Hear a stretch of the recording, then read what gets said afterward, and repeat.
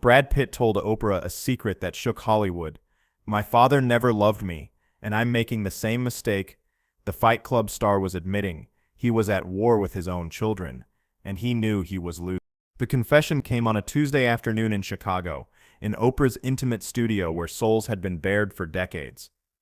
But nothing had prepared her for what Brad Pitt would reveal about the man behind the golden image. As cameras rolled and America watched, one of the world's most desired men would expose the wounds that fame could never heal. Oprah had interviewed thousands of celebrities, but she sensed something different the moment Brad walked onto her stage. His usual confident stride was missing. His trademark smile felt forced. When he sat across from her in that familiar chair, she noticed his hands trembling slightly, not from nerves but from something much deeper. "You know, Brad," Oprah began gently, "you've been America's golden boy for 3 decades. But today you wanted to talk about something that's been weighing heavily on your heart." Brad's eyes immediately filled with tears.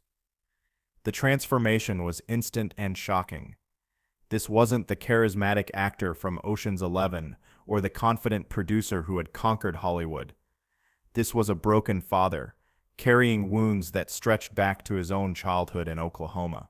"Oprah," he said, his voice barely above a whisper, "I've spent my entire adult life running from my father's voice. But no matter how far I've traveled, how many movies I've made, how much money I've earned, I can still hear him telling me I'm not good enough." The studio fell silent. Oprah leaned forward, recognizing that sacred moment when a soul decides to stop hiding. "Tell me about your father, Brad." And that's when the dam broke completely. Brad Pitt's father, William Bradley Pitt Sr., was a trucking company manager in Shawnee, Oklahoma. To the outside world, he was a provider, a church-going man who worked hard to support his family. But behind closed doors, he was a man who believed love was earned through achievement, and affection was a luxury that made children weak. "He never once told me he loved me," Brad revealed, tears now flowing freely. "Not once in my entire childhood. When I graduated high school, when I left for college, when I got my first movie role, nothing. Just a nod if I was lucky." Oprah's heart ached as she watched this global icon become a wounded child before her eyes. She had seen this pattern countless times. Successful people carrying their father's disapproval like invisible chains, dragging them through life no matter how high they climbed.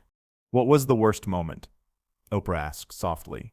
Brad closed his eyes, and when he opened them, it was clear he was no longer in that Chicago studio. He was back in Oklahoma, 8 years old, standing in his father's garage. "I was 8. I had been working on this model airplane for weeks, painting every detail, getting everything perfect. I was so proud of it. I ran to show my dad, and he looked at it for maybe 3 seconds before saying, 'That wing's crooked. If you're going to do something, do it right or don't do it at all.'" The pain in Brad's voice was visceral. 35 years later, that moment still cut him to the bone. "I threw the plane away that night," he continued, "and I promised myself I would never let him see me care about anything again. But the damage was already done." His voice became my inner voice. "Nothing I did was ever good enough." But the real devastation was yet to come. As Brad continued his story, Oprah realized this wasn't just about childhood wounds. This was about how those wounds were now poisoning his relationship with his own children. "The most heartbreaking part," Brad said, his voice breaking, "is that I'm doing the same thing to Maddox, Pax, Zahara, Shiloh, Knox, and Vivienne. I'm becoming my father, and I can't stop it." This was the moment that would change everything. America's favorite leading man was admitting he was failing at the role that mattered most, being a father. The revelation sent shockwaves through the studio. Here was a man who had everything the world could offer, confessing that he was repeating the very cycle that had destroyed his own childhood. "Give me an example," Oprah said, though her heart was already breaking for those 6 children. Brad's hands shook as he spoke. "Last month, Maddox came to me excited about a song he had written. He's so talented, Oprah, so creative. But instead of celebrating with him, I found myself critiquing it. The rhythm's off here. The lyrics need work there." I watched the light die in his eyes, just like mine died in that garage 30 years ago. The parallel was devastating.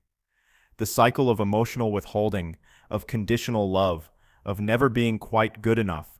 It was continuing with the next generation. And the worst part, Brad continued, is that I can see it happening, but I can't stop it. It's like watching myself become a monster, but the monster is my father's voice coming out of my mouth. Oprah had to pause the interview. In her decades of television, she had rarely encountered such raw, unfiltered pain from a public figure. When they resumed, she asked the question that would define the rest of the conversation. Brad, when did you realize you were losing your children? The answer would haunt viewers for years to come. When Zahara stopped coming to me for comfort, Brad said, his voice hollow. She used to run to me when she was scared, when she had nightmares. But one night, she was crying and she ran straight past me to Angelina. When I asked her why, she said, "Daddy's always disappointed in me." She was 7 years old, Oprah. 7. The studio was completely silent, except for the sound of muffled crying from the audience. This wasn't entertainment anymore. This was a man's soul being laid bare, showing the price of inherited trauma. But Oprah sensed there was more. In her wisdom and experience, she knew that men like Brad, successful, driven, perfectionist men, often carried an even deeper fear. She decided to go there. Brad, what are you most afraid of when it comes to your children? His answer would become one of the most quoted moments in television history. I'm afraid they'll grow up and realize I never really knew how to love them. I'm afraid they'll sit in therapy one day and say my father was Brad Pitt and he made me feel invisible. I'm afraid that when I die, they won't cry because they'll feel relief. The weight of that confession hung in the air like a prayer. Here was a man who had been loved by millions of fans but who couldn't feel worthy of love from the 6 people who mattered most. You know what the cruelest irony is? Brad continued. The whole world thinks I'm this amazing father because I'm famous and I adopted children from different countries. They see the red carpet photos and the magazine covers. But my kids, they see a man who can't say I'm proud of you without adding, but you could do better. Oprah recognized this pattern, the high achiever who demands perfection, because perfection was the only thing that earned love in their childhood. But she also knew that recognition was the first step toward healing. Brad, I want you to listen to me very carefully, Oprah said, her voice carrying the authority of someone who had guided countless souls through their darkest moments. The fact that you're sitting here, acknowledging this pattern, means you're already breaking the cycle. Your father couldn't see his behavior. You can. For the first time in the interview, Brad looked directly at Oprah, with something resembling hope. But how do I undo 30 years of damage? How do I become the father they deserve when I never had an example of what that looks like? It was then that Oprah shared something that would transform not just Brad's understanding, but the understanding of millions of fathers watching around the world. Brad, healing doesn't happen in the big moments. It happens in the small ones. It happens when you catch yourself about to criticize and choose to celebrate instead. It happens when you say, "I love you," not because your child achieved something, but because they exist. She paused, letting that sink in. Your children don't need a perfect father. They need a present father. They need a father who sees them, who values them, who shows them that love isn't something you earn, it's something you are. But the transformation wouldn't be easy. Brad revealed that the hardest part was overcoming decades of conditioning that equated love with achievement. I realized I was measuring my children's worth the same way my father measured mine, Brad said. Good grades meant good kid. Bad day meant disappointment. I was keeping a scorecard, just like he did. This revelation cut to the heart of generational trauma, how children internalize their parents' conditional love, and then unconsciously perpetuate it with their own children. The breaking point came 3 months ago, Brad continued. Knox came home from school devastated because he got a C on a test. Instead of comforting him, my first instinct was to lecture him about not studying hard enough. But then I saw the fear in his eyes. Not fear of the bad grade, but fear of my reaction, fear of disappointing me. And I realized he was 8 years old and already carrying the same burden I carried my whole life. That moment of recognition became Brad's wake-up call. But awareness alone wasn't enough. He needed to learn how to actively break the pattern. So what did you do differently, Oprah asked. I sat down on the floor with him, and I said, Knox, I need to tell you something very important. I love you when you get A's. I love you when you get C's, and I'll love you if you fail every test for the rest of your life. My love for you has nothing to do with your grades. The simplicity of that statement was profound. In those few sentences, Brad was giving his son what he never received, unconditional love and acceptance. And then, Brad continued, his voice growing stronger, I told him about the model airplane. I told him how my father's reaction made me feel. And I promised him that I never wanted him to feel that way about me. This was the moment when the interview transcended celebrity gossip and became something sacred, a father's commitment to healing not just himself, but his entire family line. But Brad's journey was far from over. He revealed that changing ingrained patterns required constant vigilance and professional help. I started seeing a therapist who specialized in father-son relationships, Brad shared. And one of the first things she told me was that I needed to grieve the father I never had before I could become the father my children needed.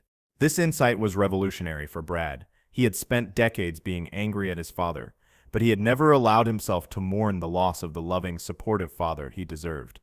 The grief was overwhelming, he admitted.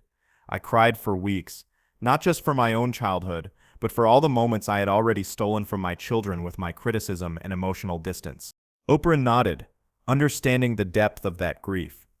She had guided many people through the process of mourning unlived lives and unfulfilled needs. But here's what I want people to understand, Brad said, addressing the camera directly. The grief wasn't the end, it was the beginning. When I stopped being angry at my father and started being sad for both of us, I could finally see him as a wounded man who did the best he could with what he had. This shift in perspective was crucial for Brad's healing. Instead of carrying his father's criticism as truth, he began to see it as his father's own unhealed pain. My therapist helped me understand that my father's inability to show love wasn't about my worth. It was about his limitations. And once I stopped taking it personally, I could stop passing it on. The practical application of this insight was transformative for Brad's relationship with his children.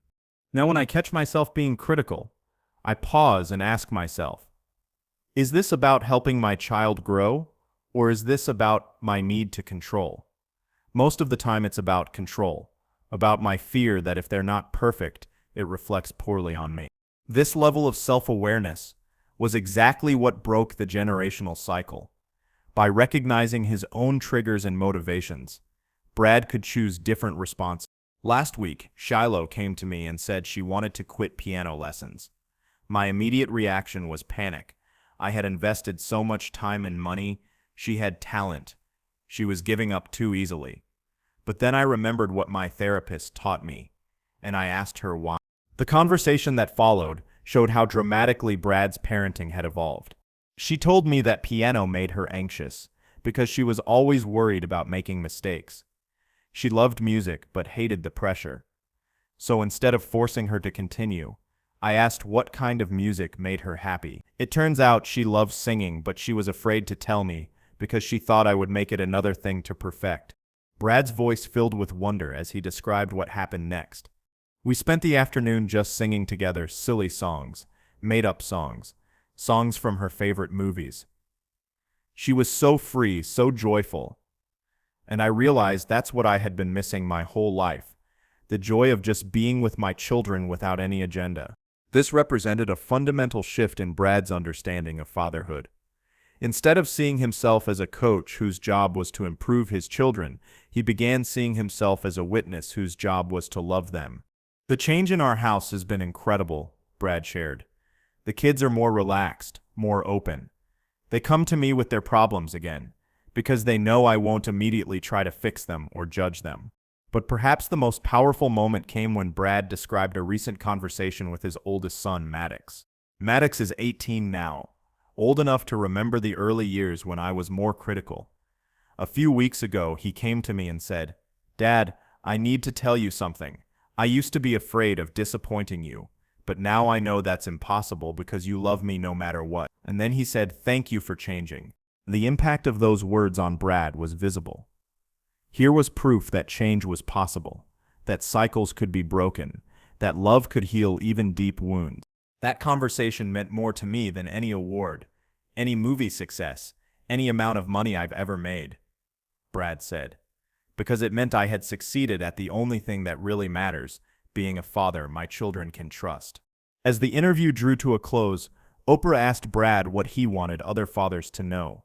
I want them to know that it's never too late to change, he said, with conviction. I want them to know that acknowledging your mistakes doesn't make you weak, it makes you human, and I want them to know that the greatest gift you can give your children isn't success or money or opportunities. It's the security of knowing they are loved exactly as they are. Brad's transformation became a beacon of hope for millions of fathers struggling with their own inherited patterns. His willingness to be vulnerable on such a public platform gave permission for other men to examine their own relationships with their children. The work isn't finished, Brad admitted. I still catch myself falling into old patterns sometimes. But now I have tools to recognize it and choose differently. And most importantly, I have children who know they can call me out when I'm being the old version of myself. This accountability from his children became a crucial part of Brad's ongoing growth. By creating a family culture where honest feedback was welcome, he ensured that the healing would continue. My children are my greatest teachers now, he reflected. They're teaching me how to be present, how to be playful, how to love without conditions. They're giving me the childhood I never had by allowing me to see the world through their eyes. As Oprah wrapped up the interview, she reflected on the courage it took for Brad to share such personal struggles with the world. Brad, you came here today and showed millions of people that true strength isn't about having all the answers, it's about having the courage to face your wounds and choose healing. Your children are lucky to have a father who loves them enough to change. Brad's final words would resonate with viewers long after the cameras stopped rolling. I want my children to know that they broke the cycle just by being themselves. They loved me enough to show me who I could become. And for the first time in my life, I know what it feels like to be not just a good actor, but a good father. The interview ended, but the conversation it started would continue in homes across America and around the world. Brad Pitt had done something revolutionary. He had used his platform not to promote a movie or protect his image, but to heal his family and inspire others to do the same. In sharing his deepest wound, he had created a bridge for other fathers to cross, from criticism to compassion, from conditional love to unconditional acceptance, from repeating patterns to breaking cycles. And somewhere in that Chicago studio, Oprah smiled, knowing she had witnessed something sacred, a soul choosing love over fear, healing over hurt, and hope over despair. The power of that choice would ripple outward, touching countless families and proving that even the deepest wounds can become sources of wisdom and compassion when faced with courage and love.